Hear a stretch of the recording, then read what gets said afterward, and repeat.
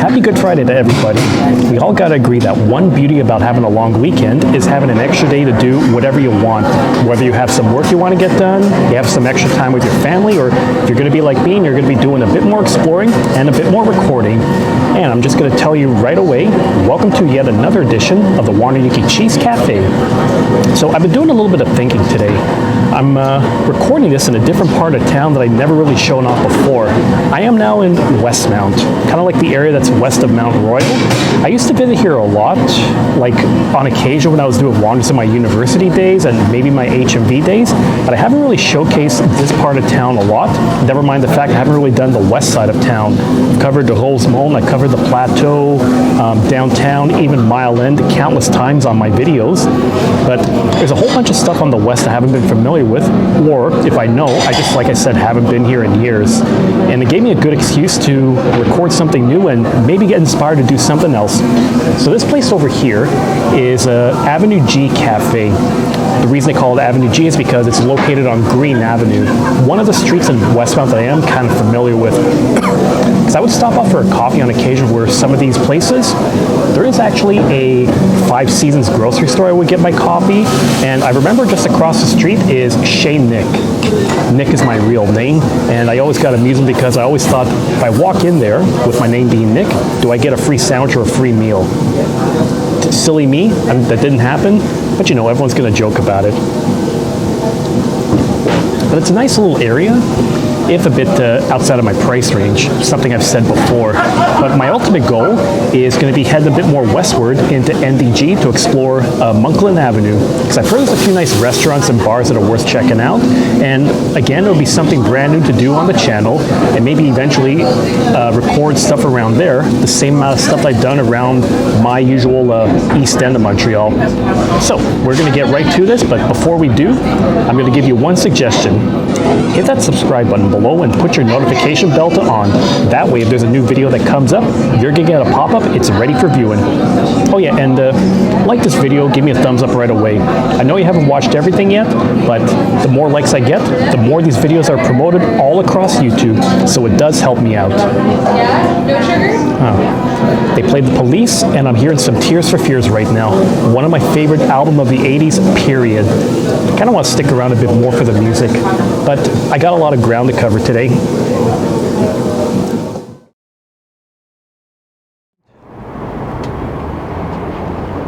Yep, Chez Nick. Nice to see that the place is still open. Oh, they actually have some beer taps there. Maybe I should come back again, because the only thing I ever remembered ordering from them was sitting down for a sandwich like many years ago. So something tells me that I know a lot more about food and drink nowadays than I did over a decade ago. At least I think it was over a decade ago that I was over here. Time just really flies. And now I've made my way onto Sherbrooke Street West, and a furthest place of Sherbrooke compared to what I usually go around. So what I'm going to be doing is I'm going to be making my way westward, probably getting to the Vendôme subway station and then going from there. If I find anything interesting along the way, I'll probably just shoot the shit and share some stories. You know how this stuff works.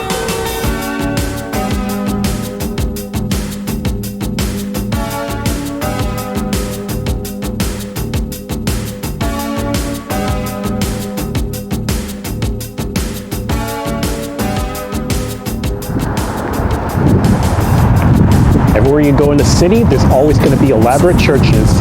I always say they don't build them like they used to, but that always works under the assumption that they still build churches in the first place. But what I do see around here is that there's a lot of large houses, almost like mansions. Actually, what am I saying? They are mansions. And one thing that kind of struck me when I was here the last time many years ago was that I was looking outside some real estate offices to see how much a house would go for. And I think it was like maybe around, like average price I saw was about $12 million for a house. Keeping in mind, this was at least a decade ago when I last looked, and from what I heard now, it could go around $20 million around here.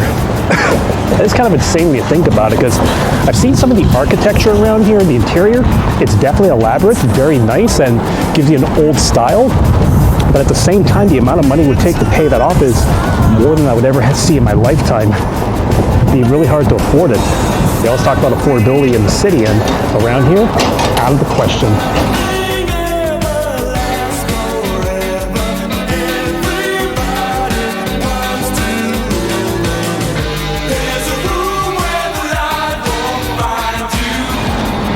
And just like some parts of the city, you aren't going to have a lot of homes that are built uphill, like you're going to do a lot of walking on a slope. You definitely get a lot of steps in if you're going to be doing that, but with the amount of walking I'm doing from downtown to NDG, this should be enough steps to get me, you know, all my exercise. But it does make me think back to a very funny story with an old friend of mine. 2017, we were meeting up with, oh yeah, there was Sophia from the last episode, so I'm going to put that in the top right corner for you to watch that when the three of us are at Chez Ernest. So Julie and me wanted to go meet up with her when she was working around the Westmount area. I remember telling Julie that it's not that far to get to Westmount. You're looking at maybe an hour at most, or I forget how much it was. Maybe I said it was 20 minutes. Yeah, it was really a dumb calculation I did, but I guess because I've done the walk from here to Atwater, which is pretty much borderline Westmount, that's what I was thinking about. So we're doing a walk around Sherbrooke all the way to like the furthest part of Westmount, and it took us like an hour, 45 minutes to finally get there. She never gave me, well, she constantly gave me shit for that. And we did cover that in another story too, so it's another collaboration with Julie when we were at Café Terrasse 1957. I'm going to put a card for you also for that to see that.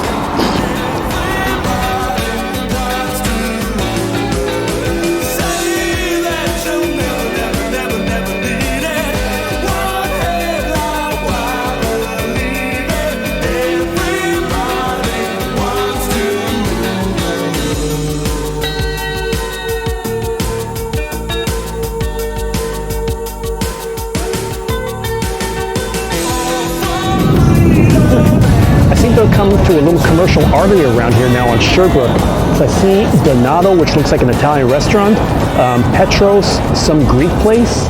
I'm sure there's other good restaurants around here that I've never really been to before, but I could check out one day. This is actually giving me some flashbacks because I do recall years ago when I went into Westmount, I believe it was for some kind of a job interview I did back when I just finished university, I ended up walking along Sherbrooke Street to get back into Montreal, into a downtown. Of course, it felt a lot longer back then compared to now because I think it was a really hot day and I'm just trying to get home. But I wasn't as much of a pedestrian then as I am right now. Let's see, maybe there's something else around here that looks interesting. My world is empty without you, babe. My world is empty without you, babe. And as I go my way alone, I find it hard for me to carry on. I need your strength, I need your tender touch. I need the love, my dear, I miss so much. My world is empty. All right, it looks like I made my way out of Westmount now, because one thing I remember talking about before is that certain parts of the city, let's say St. Leonard, Outremont, they're going to have street signs that are very different from the whole city of Montreal sign, and that's what was my telltale sign that I got out of Westmount and into NDG, which is short for Notre Dame de Grâce, or Our Lady of Grace, I believe is what it translates to. So that's another takeaway. Okay, I'm on Vendôme Avenue, which means I'm close to the subway. So I'm going to check to see if I can get a starter drink here, or if not, I'll make my way a bit northward to my main destination. Oh, so far I don't see anything else, so we're going to keep walking. More than before, I can hardly carry on anymore. My world is empty without you, babe. Without you, babe. Without you, babe. My mind and soul have felt like this since love between us no more exists. Talk about an unexpected surprise. I'm just walking around close to Vendôme, taking a look around the eye, and next thing I know, I'm over at the next door pub and grill. This is actually a spot that I remember seeing on my Instagram feed, the place I could check out around the area. I think I saw it was on Sherbrooke, but I wasn't as familiar with what part of Sherbrooke it was. And lo and behold, it was calling my name. I thought, let's give this a taster and see what it's like. So from what I could tell, it looks like it's one of those cozy local bars it's like very compact, very quaint. They have a bit of food available here, but I didn't come here to eat. I want to see what kind of beer they have on tap. And it seems like it's a lot of your basic stuff. So you're going to get a Goose Island IPA. You can get Michelob if you want a light beer. I've seen Chippy from Archibald if you want something that's kind of red. In my case, I'm going for a classic. Some Labatt 50 in a classic bock. I just thought, since I technically didn't have Labatt 50 to pay tribute to my dad, this would have been the perfect opportunity to make up for that from last week. So everybody, cheers to a brand new drinking hole in a new part of town that I haven't visited, and cheers to the family. Refreshing. And you know, this beer is going to taste even better once it becomes summertime, because an ice cold beer, when you have the sun beaming down on you, is just a glorious feeling. Solar power. When will people learn?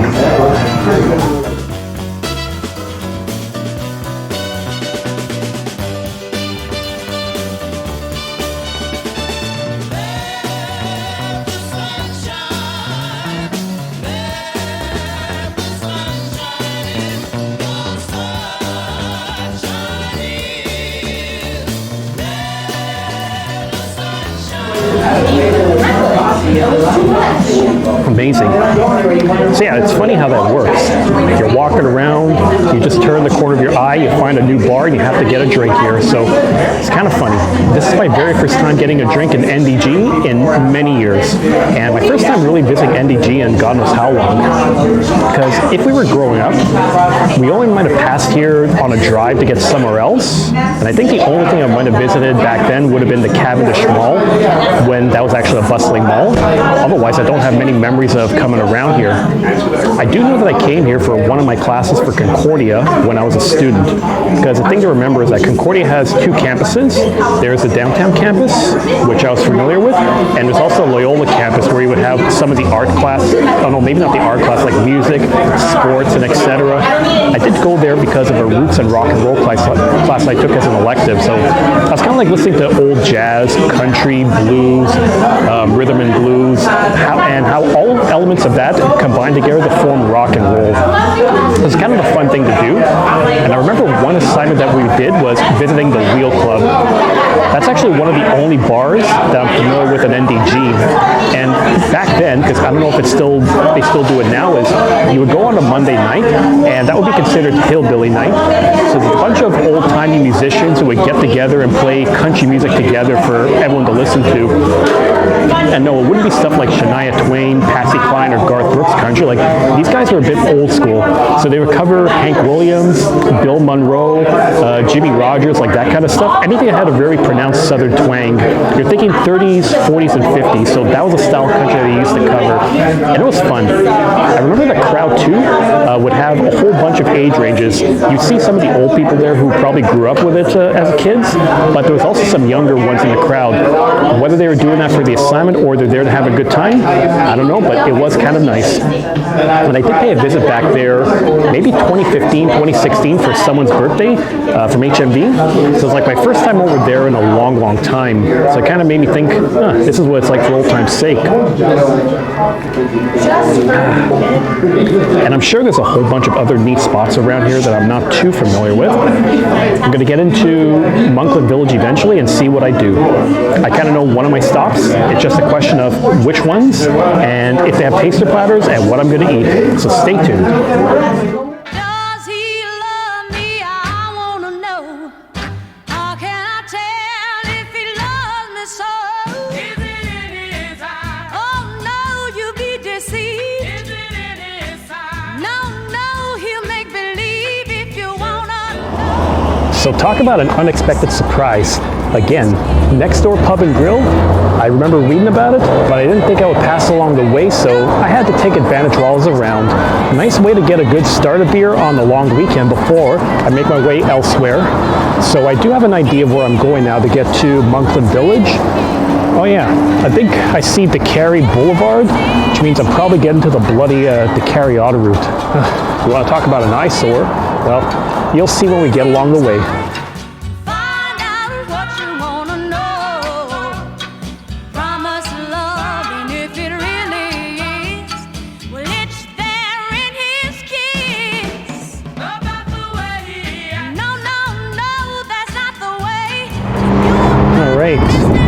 made my way onto Auto Route 15, aka the Carry Auto Route. Now, I'm not a driver, but I've been a passenger in enough cars to ride around and say this area could be a pretty big nightmare when you're coming into the city. But there's always going to be slowed down here, despite the fact you got four lanes in each direction. And yeah, it's kind of a mess. If I was to go further north into along here, I would also get into the Côte de Neige area, or like, actually, how do you translate that to anyone who's not living in Quebec? Whatever, it's not important. Côte de Neige is another area I've probably been to a while back. Oh yes, I went there briefly when I did my first hike on Mount Royal. If you want, you could click on the link on the top right corner to watch that. Ooh. And in back of me over here would be Chalet Barbecue. It's actually one of those older establishments in Montreal if you want like rotisserie chicken. I mean, there's a lot of rotisserie places around here, but this one, Julie actually is a huge fan of that. And in fact, whenever she wants to go out for lunch with her dad, she always says that this is where they want to go to because it was one of their favorites. I'm going to guess that it's because they lived not far from here. We kind of talked about it a while back where we said that she was growing up around Ville-Marbre and Côte St. Paul, so that's like the southwest of Montreal. I do want to visit that one of these days, but I'm definitely going to want to visit that with her because only she can do it justice for me.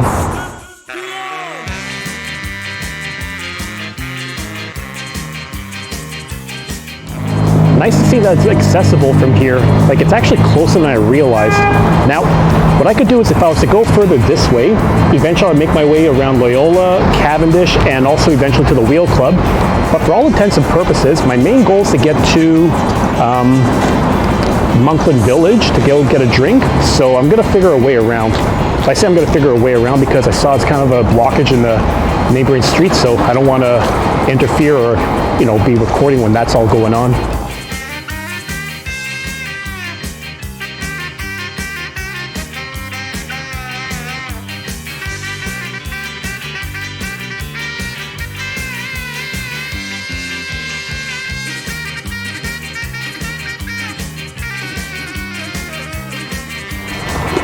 Wow. So just a little bit of time in NDG, and I feel like I've only scratched the surface of this area, so I feel like I'm gonna have to come back here a few times to see if there are any other cool spots to visit.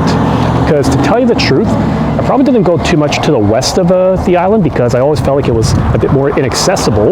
Like, it takes a bit more effort to do, seeing how I like to go along the Orange Line within the Plateau and the Rosemont. But the truth is that this is actually pretty easy to walk to from downtown. It doesn't take me that much longer than if I was walking up to the Plaza Saint-Hubert on my own. So who knows? It's probably a lot more stuff to see and document in the due time. It could be a very good, shall we say, what's the word that I'm looking for? Das Model? No. That's talking about a model, not an ideal. Okay, I guess the trophy was appropriate because I have been looking for a reason to use this song for some kind of gag, but until that comes up, let's just throw some craft work in the mix. Hit it.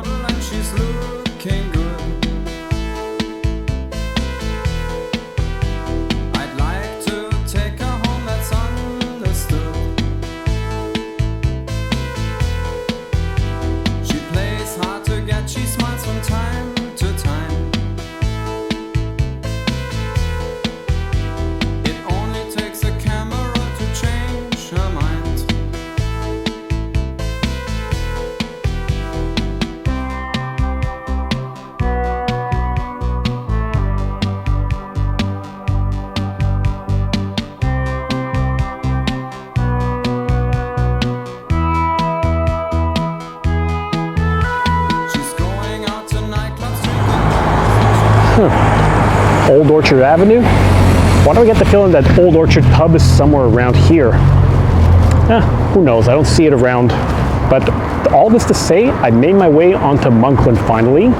So from what I could see around here, Monkland is a little bit like what Masson is for Rosemont, Montreal Avenue or Duluth Avenue is for the Plateau, Fleury for Huntsic, and I guess Wellington for Verdun, in which you got a whole bunch of businesses, some nice restaurants, coffee shops, and bars that you could check out. I'm gonna admit that the few times I've been to NDG, this is not one of the streets I visited, but I've heard so much about it. So consider this a lucky first time to visit around here. I have a microbrewery that I want to check out that's around. Just a question of if I can find it, or if there's something else that's going to catch my eye and make me want to visit that. Stay tuned, because we've just scratched the surface of this place.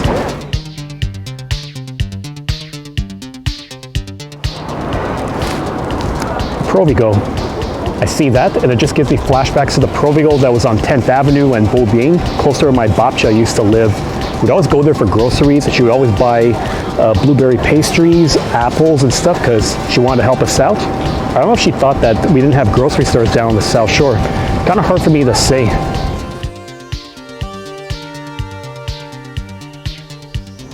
So I found another location of the Pigeon Cafe. I know the one that's on de Maisonneuve, not far from Concordia, and also the one that opened recently, like I want to say within the last year, around McGill College and de Maisonneuve. I always get amused because at the Concordia location, there's always a sign up front that always says that they sell the world's worst coffee. I've tried it many times and it tastes like regular coffee to me, so there's nothing really that's worse about it. Just kind of amusing if you ask me.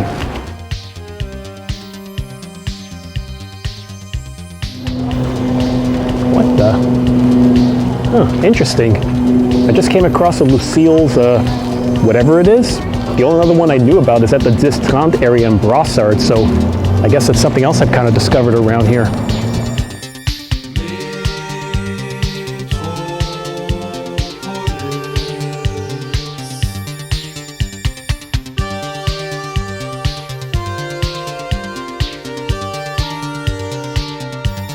Well, judging by the look of it, I think if I was to go further down, there's only a handful of other restaurants and cafes to check out, but it seems like it's mostly going to be some like residential area. So I feel like everything I wanted to look for is going to be going backwards. So I'm going to make my way back to my destination and hope it's actually still open, because I don't recall seeing that at all, but I could be wrong.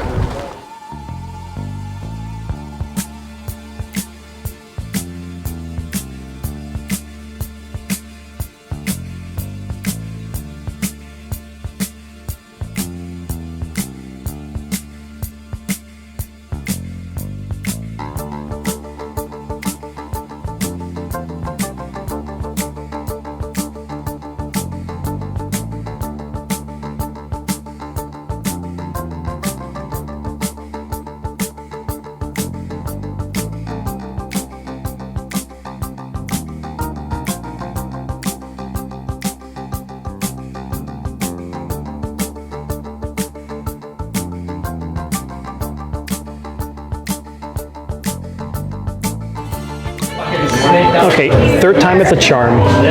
So I'm gonna admit, my original intention over here was to look for Saint Pierre that was on Monkland, because I was under the impression it was a pub, tap room, or microbrewery, but it turns out it's just a beer store that's on Monkland where you walk in and you just pick whatever you want. A little bit like at Sid Fret or the Brusick MV in Brossard, so that kind of threw me off guard. And then my next goal was to head on to the Monkland Tavern, but I walked in and it turns out they only opened at 5:30 p.m., which meant that I wasn't able to go step in there. So then the next best thing that was within the area was Ye Olde Orchard Pub. So Ye Olde Orchard, I am more than familiar with this because I know of a few locations. The main one is on Mountain Street around downtown Montreal. Funny enough, whenever I was going out with my stooges and we were going to McKibben's, we'd always do a few rounds there, grab a whiskey, and then always think, let's just do one more round of beer and one whiskey at Old Orchard, which is a couple of blocks away. So that's what I always think about. And I know that there's also a location on the Prince Arthur, not far from Saint Laurent. The significance of that is that it's actually less less than a block away from one of my dad's first apartments around when he was born, which I did cover last year on an episode. If you want to see that, I'm going to put a card in the top right corner for you to watch it.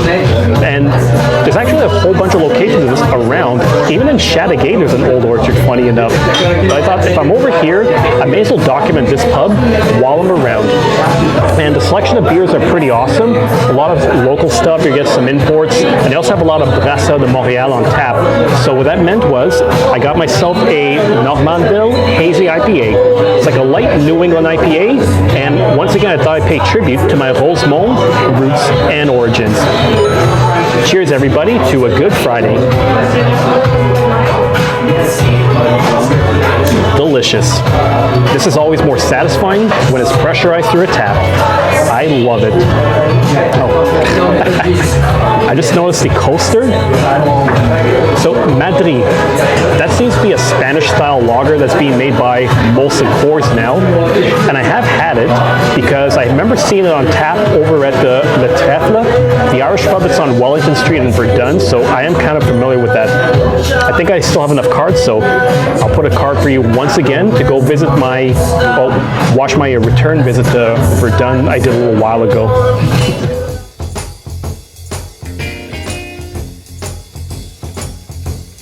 I don't need a whole lots of money. I don't need a big fine So honestly, my big takeaway over here is that unlike the old orchard that I'm familiar with, that one's a bit more spacious and this one is a bit more small, cozy, and quaint, I guess. So my assumption is that it looks like it's a place where a lot of the locals will come get a drink as opposed to downtown, which would be a very touristy area. But has it got the same good selection, good food here? I'm just wondering what I want to do that I could cover that I haven't had before on the channel. So I've done burgers, I've done fish and chips, I've done tartare, probably at least a dozen times, if not more. I'm sure it's something that will come my way.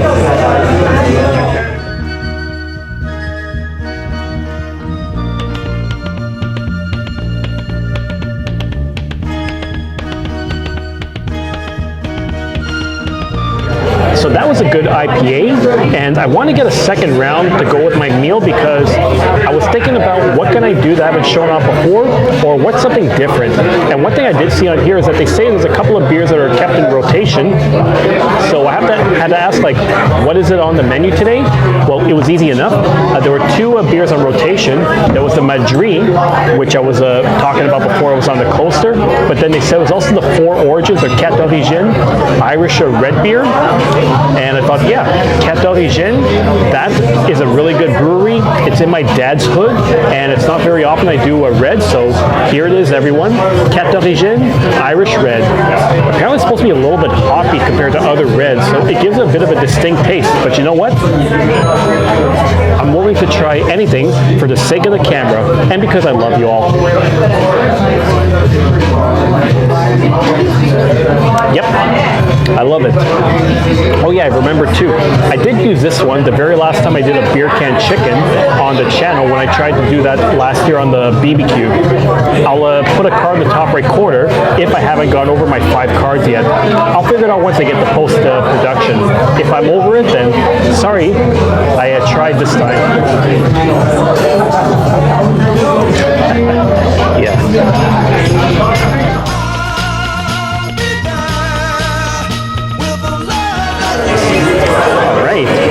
So, since I am in an Irish pub after all, I thought, let's go for something kind of Irish that I haven't shown off before. I ordered myself some bangers and mash, which is just a term for saying it was sausages with some mashed potatoes. And you're probably wondering, like, why exactly do they call them bangers? I actually had to look it up because apparently it's only Britain and Ireland that uses those terms. And my understanding is that it's a terminology that comes from World War I, because at that time meat was so scarce that what they would do for sausages is that they would fill it up with like wheat and water so that they don't have to use meat, so then they're using other filler material, and that meant that when you were cooking them, it would basically explode in the pan. So I guess it goes bang when you're adding heat to it. But it's not just for that time period, because a lot of sausages I find these days, they do have a lot of like rice flour, water that are put into them as a filler, and you can kind of tell because because it would have a grainy texture compared to ones that are 100% meat. But I guess the idea is that it's going to be, you know, a bit more affordable if you're using wheat and water with that. But in this case, okay, it's pretty good. I actually forgot what kind of filling is in here. Obviously, it's going to be like pork or beef in here, but what they would use is, 1 second, and so smoked Swiss cheese and Louisiana sausage. So Swiss cheese is going to have a bit of a bitter taste, and when I think Louisiana, I would think like maybe something slightly spicy, or the same kind of sausage that you use to make yourself a jambalaya at home. So something like an andouille sausage. Okay, it's actually not too bad at all. Yeah, I love this stuff. I haven't tried the mashed potatoes yet, but I know they're going to be awesome. That's something you really can't mess up. But they also say they give some seasonal vegetables depending on the time of year you order them. And in this case, it looks like I got a nice variety of green beans, peas, and probably some other stuff in here. So at least I get some vitamins to go with my meat and my potatoes. Awesome, awesome stuff.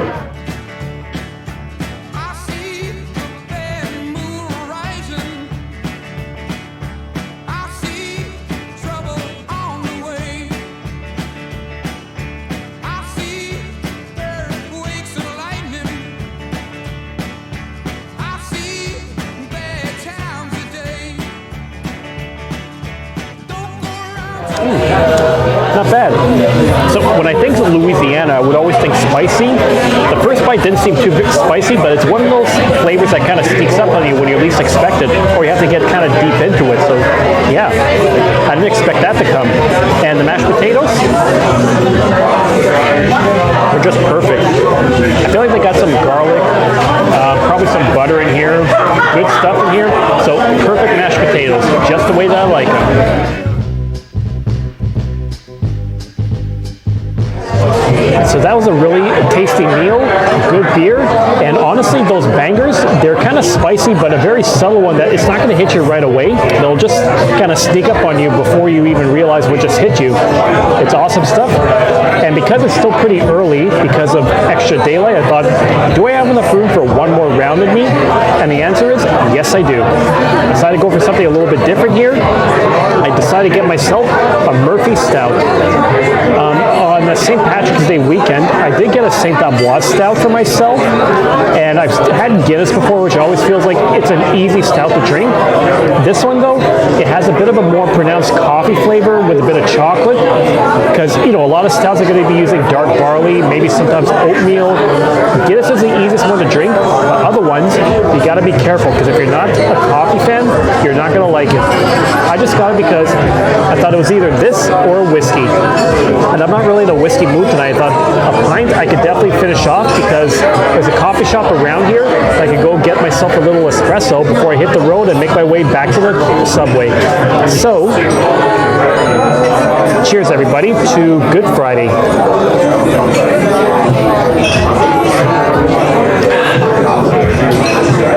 Very nice, and as always, these stouts are very smooth. I know I've had some smooth IPAs before. Those I feel like you would add lactose in there, based on what I've been told, because it gives it a very creamy texture, and it's kind of what they would do to make a milkshake IPA. I always sound like you're adding milk, you're adding a beer in there, but no, it's just lactose to make it feel like it's a milkshake. Okay, so not bad. And overall, it's a very good day. It's been a good episode because I got to explore some new ground, check out some new pubs, and I know that down the road I'm going to want to come back here and explore a little bit more, because Monkland, some parts of MDG, there's lots to be able to see. But on that note, thanks for watching this latest edition of the Wanayuki Cheese Cafe. So once again, if you like what you see, you know what to do.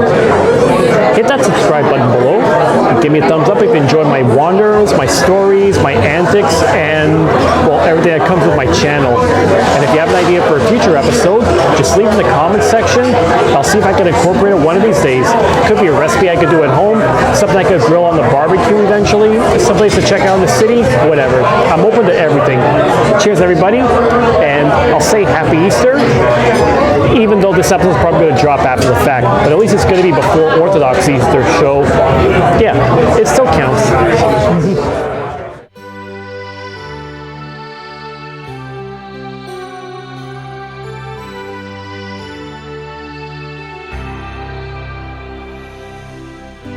I don't know where I'm going,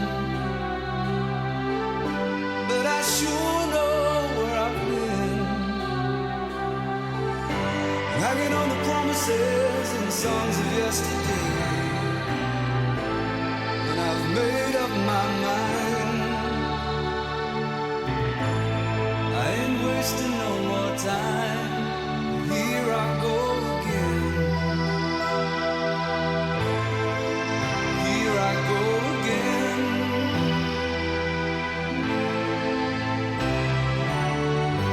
Though I keep searching for an answer, I never seem to find